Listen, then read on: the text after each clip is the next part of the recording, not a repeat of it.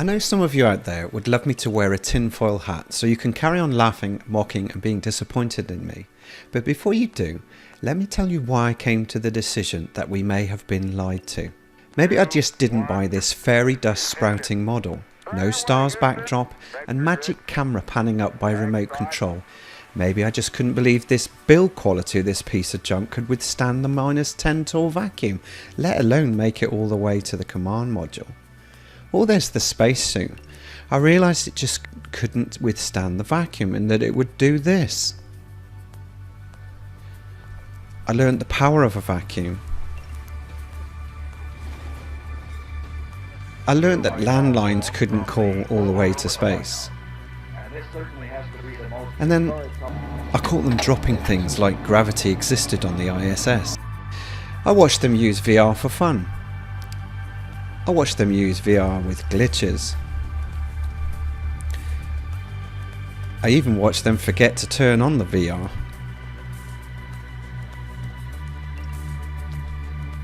I caught them coming into shot on harnesses and fading into shot slowly. I even caught them hiding in the background. I saw them floating in pools. I saw underwater bubbles floating up from where they were. Helmets moving when they shouldn't be. Sad and guilty looks when they should have been over the moon.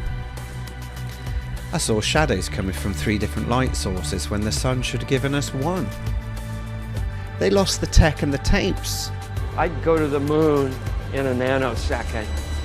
The problem is we don't have the technology to do that anymore. Unfortunately, I'm afraid I can't really give you much of a clue as to where this data ended up and whether it still exists or not. And they give us CGI images, not real photos. They even got lazy with copy and paste in the clouds. We saw launches that never went straight up. Never a continuous video stream, always cut to CGI. And when I noticed all the landing sites faced us on the one face of the moon, then how was it the Earthrise shot we got with this sideways view is possible?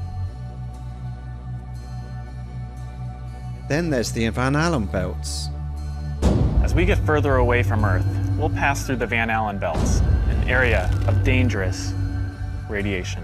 We must solve these challenges before we send people through this region of space. For this flight, it's time to head home. I even laughed at some of the women's ridiculous hairspray instead of zero-G. So, how does a court of law decide on witness credibility, I thought? The first test is for plausibility. Think of the landline calls, the spacesuits in a vacuum, the ridiculous LEM, the VR, the harnesses, the wires, the bubbles, the hairspray, the CGI. Couldn't really buy it, to be honest. Then there's the demeanour. They look guilty, they look shifty, they even look startled sometimes. Definitely not happy bunnies. Then we've got the 50-year track record in their past record of deception and obfuscation.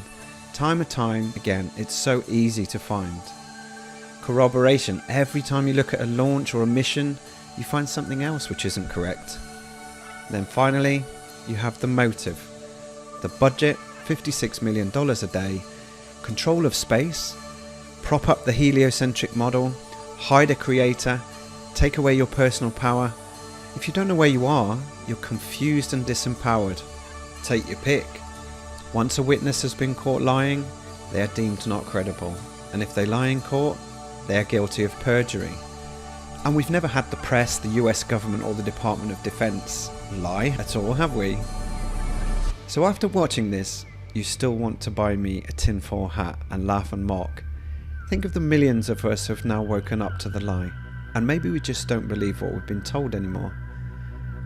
I'll leave it to you to make up your own mind, do your own research, and I'll leave you with some lovely sparkles. 4 days, push.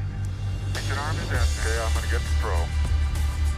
99, proceeded. 3, 2, 1. Ignition.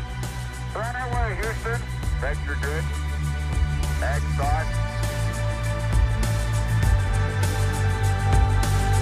Get the order. I hear you, that's right.